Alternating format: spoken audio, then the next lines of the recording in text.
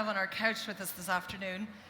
In fact, I'll give you the introduction they've given here. Many companies claim to put fans first in music, but when you dig deeper into this, there's all sorts of hidden charges attached to being a music fan. Dice are a company who are trying to change this, and we're joined by the CEO, Phil Hutcheon, and also by the manager of Robbie Williams, Tim Clark, and we're going to have a chat about ticketing and and sort of the greater areas around it. So what I'd like to start on, I mean, we're talking about putting fans first, and about ticketing being done, for instance, in the fairest way possible.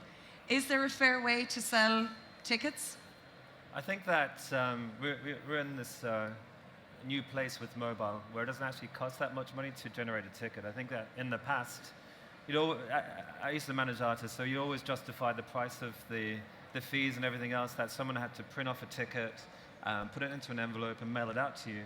The thing is that with mobile, it's just on your phone, it doesn't actually cost anything anymore, so why are we paying the same fees? So if we had somebody from, let's say, a ticket vendor here, yeah. I mean, I'm not going to mention the one that I would be most familiar with in Ireland, but you buy a ticket, if you look at their website, well, okay, it's Ticketmaster, so I look at Ticketmaster website last night, and they say the price of the ticket is dictated by the artist. And then from that, their fees are taken out of that. So even when artists are trying to be somewhat fair and equitable, they have the difficulty in going through a ticket vendor. Will there ever be a situation where a ticket vendor can still be involved and unnecessary fees won't be taken out, for instance? Well, I think from our point of view, we do set the price of the tickets, but it is the additional costs on top that we tend not to have a lot of control over, and that's always been a bugbear. And even for a major artist, it's sometimes pretty difficult to negotiate away, and it's very difficult to negotiate a share of even. And I suspect that most artists get very little in the way of the cost, which is typically about 10%. So a 50 quid ticket is, or 50 euro ticket is €5. Well, as Phil has said, there's no costs involved any longer. There's no postage, there's no printing, there's nothing. So it literally is kind of theft. Ooh. Ooh. In terms of, I mean, even smaller than music territories, let's say, I looked at the price of a concert ticket to Imagine Dragons, who were playing in a large venue in Belfast, and it was about £33. I looked at them playing the large venue in Dublin, and I think the price was about €70. Now, no matter how crap your conversion rate is, £33 is not equal to €75 or thereabouts. I understand that bands have touring costs, and maybe that can inflate the price of a ticket, but how are we allowing for such a large difference? And I know you're saying that you set the price, but that seems to be, a good third, almost twice the difference. Yeah, I mean, I don't know why it's that different between Belfast and Dublin. That's kind of crazy. I guess it's what the market would pay for it. That's the price of the concert ticket. I mean, from my perspective, that's what the fans should pay. The thing that's frustrating for anyone who's bought a ticket is that you think it's going to be 33 or 70, and then you get to the end, and then they charge you an extra tenner to actually print off the ticket, even though it's like using your printer. That's the stuff that we're just trying to get rid of. I think that the actual price of the ticket might be something to do with going to the city, the cost of hiring the venue. All those things might have a differentiation in terms of the concert ticket, but it's the stuff around it that I think people just expect transparency. You have transparency everywhere now. There's a generational shift. There's from anything that we've got, we need to know how much things are. So, for instance, if you're a 15-year-old One Direction fan, is transparency going to be as important to you as, let's say, somebody who's in their mid-30s who's paying government taxes and can, account for every single percent going on property tax and motor tax and those kind of things? Like, why is transparency so important for ticket prices? Because so much so you've created an app that cuts out that extra ticket vendor price. I think that if you're looking at, okay, so we're talking about the fairness of fans, is that if you, it's like you're bullying the fans for as every, like dripping them for every penny. And you're like, why do we have this relationship as an artist? I mean, the artist doesn't want to have that relationship. You want it so it's like, hey, this is how much it is. and have that good relationship instead of someone just feeling screwed. I think if you're 15, you're 35, or you're 75, you're going to feel a bit ripped off at the end. I mean, you saw it with going back to Ryanair, is that they had a massive loss last year because everyone was so fed up with all of the additional charges and everything else, and then they had to stop it. Because the thing is, and I think that's happening across the board everywhere. Like, people are just, a big part of DICE is actually educating the managers, the artists, the agents, and the fans that you don't have to have these additional charges. Like, just tell us how much the price is on the tin. So, It's the fact that they're additional. So you think you're buying a 30 € ticket, and then there's something else to pay on top, and that kind of comes as a bit of a shock. And so it's the fact that they're additional, and of course, kids are savvy. They say, well, where's the cost? What am I paying for here? I'm just getting something on my mobile. There's no cost involved in doing that. so in terms of, let's say, big financial deals, Tim was behind one of the very first 360 deals in music, which was just a little bit over 10 years ago. So that has an implication for your live music costings and everything. Do you want to talk a little bit about your experiences of that in terms of ticketing, let's say? Well, I guess a 360-degree, we don't call them 360-degree deals because that term has become pretty debased. We prefer to call them all rights deals. And typically it is a record company, if you like, being in business with an artist. And so they provide the finance, and they have a share in all the rights that an artist will derive. Now, I think the major problem with the 360-degree deal since is that there has been a lack of transparency on the record side. We don't know really what we're being paid on when it comes to streams and downloads and so on, particularly streams. And so there isn't really a quid pro quo. I mean, the record companies would expect us to deliver really clean accounts for a tour. They'd expect complete transparency. We're simply asking for transparency back, and we're not getting it. So do you think in fairness in terms of ticketing and good commerciality, can they be easy bedfellows? Or do you think, will people look at the accounts and go, ooh, I don't like to see how much X is getting as opposed to Y? I mean, I see your argument for transparency, but would it make people fussier, more finicky, maybe less inclined to hand over their money if they don't think their favorite pop star is actually getting all the cash? If I could just answer that one. When we plan a tour, we obviously think very hard about the price of tickets. And we want to come back. I mean, if we're talking about artists' careers and artists' careers that will go on and on.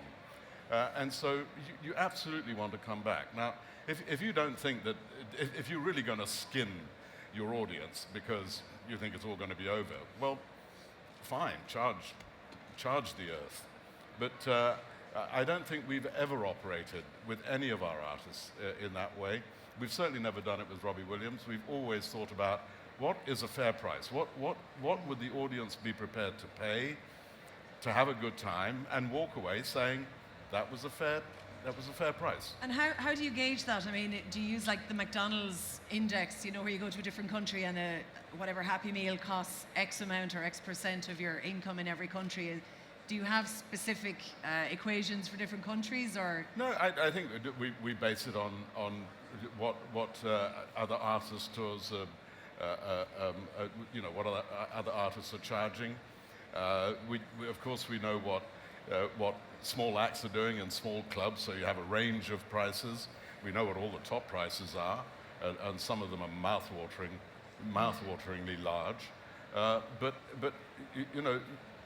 really, it's all about judging your audience, and I think one of the great things about digital technology is although it's disrupted our industry amazingly, you actually get to know your audience, your fans, much better. They're feeding back all the time. You're asking questions all the time. Now, you mentioned there, in terms of tech, we are at a tech conference, and Phil, your app, maybe you want to talk a little bit more about your app, and also then, Tim, if you want to join in as to how you think it's beneficial to an artist and to a venue, and then ultimately to the transparency of the economic transaction.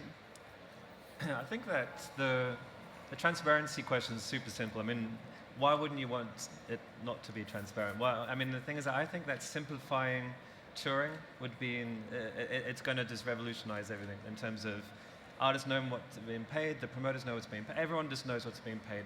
Instead of having the backhanders or anything else, just pay the venue fee. Just everyone just be clear in terms of what it is. And you're going to have trust within everyone. Everyone's going to have a better relationship. The second thing around data. So a big thing is that we know how many people buy tickets at a certain price. So we spoke to a major artist recently who was looking at doing 2 big shows at 10,000 capacity, and we actually helped them sort of work out a price. If they charge a little bit less, they charge $27.50 instead of $32.50, then they actually could do 3 concerts instead of the 2. So it's actually just business intelligence around making better decisions. Now the thing is that for us, as DICE goes into more and more territories, we're able to feed that back to managers to say to them, you know what, you've got you've got a lot of search queries here, you've got a lot of people in demand here, like artists, marketing, just trying to make things more efficient and getting rid of all the friction that's around live music right now. There's too many barriers, and it's actually, they don't need to be there. I think that everyone's got powerful computers in their pockets that they can just make the transaction and do all that kind of stuff now. So yeah. And Tim, would you mirror Phil's thoughts that this will make it better for venues and artists and for consumers? Yes, because I think the thing about DICE is that it has a relationship with the fans in a way that most other ticketing retailers don't, and it's not actually per se a straightforward ticketing retailer. It's much more a social place, you know, where fans can come, see, get information, get all sorts of information, and it is a much better way of artists being able to communicate with the fans. So I did get to have a look at the app just before we came on, and it is lovely and straightforward. And what you were saying, Phil, is that it's not every single artist that gets on there. So Yeah. maybe there's an element of a waiting list. It's curated. It's not going to be all the big players. You have, I know you had some smaller artists, and then you had, God, I don't want to say the name of the artist now in case it's the wrong one, but you had a couple of big players in there as well. So you have a good mix of things. Yeah. How important is that for, you know, the app moving forward? I think that we're in this world where there's so many things to choose from, and you know, especially in London, like we were only supposed to have 200 concerts on our list, and we've got close to 400. There's 400 great shows happening right now in London, and that's actually curated. We still say no to a lot of concerts, and there might be just things that just don't fit in or whatever else.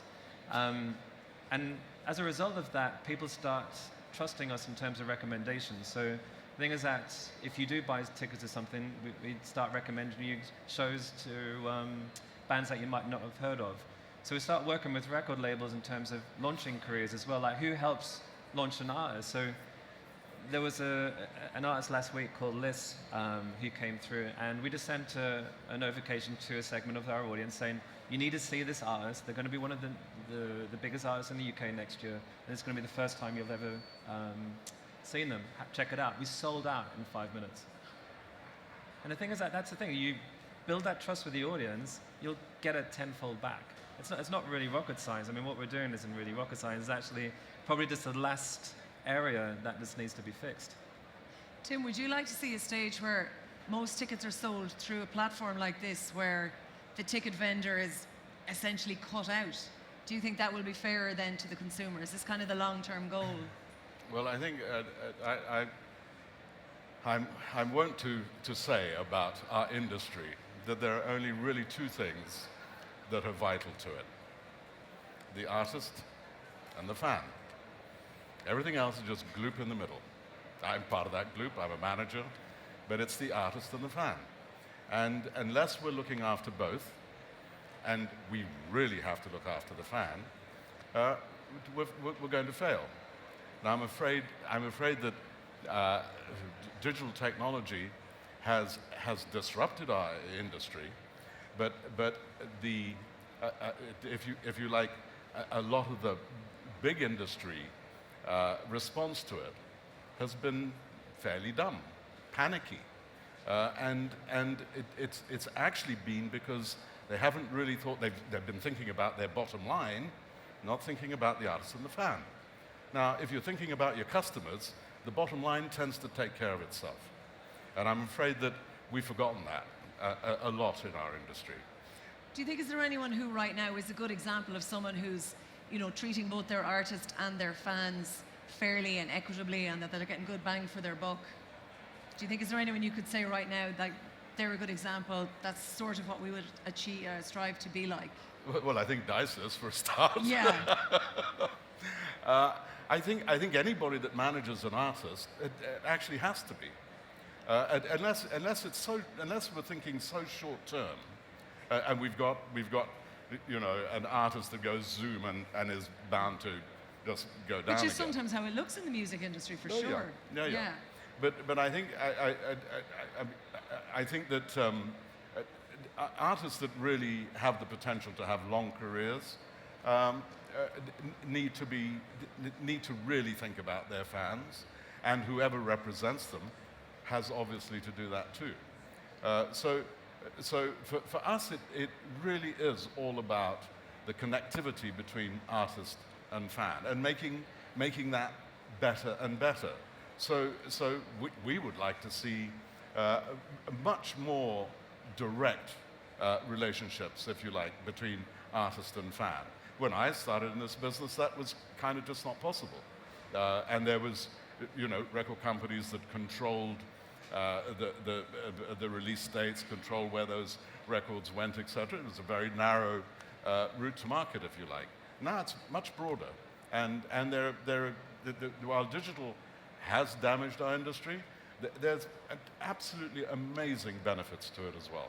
I have an image in my mind of middlemen outside the back door crying and wailing and gnashing their teeth going, no, we're out of a job. I'm conscious we have about 15 seconds left. Phil, really quickly, I know you were saying earlier you're excited about being at the Tech Summit. Kind of things you're hoping to grab on today or to connect with? I think it's just been around super inspiring people, around, you know, just thinking about big things. When we're talking about the fans and the artists, look at what Netflix has done for film and TV. The amount of money that we've been able to put back in the industry, I think we can do the same. So. Brilliant. And the clock has literally counted us down to the end. So, ladies and gentlemen, I would like you to give a round of applause to our two fabulous panelists today. Phil Hutcheon, CEO of Dice, check out the app, and Tim Clark, director at IE Music and a music legend in his own right. Thank you very much. Cool. Thank you.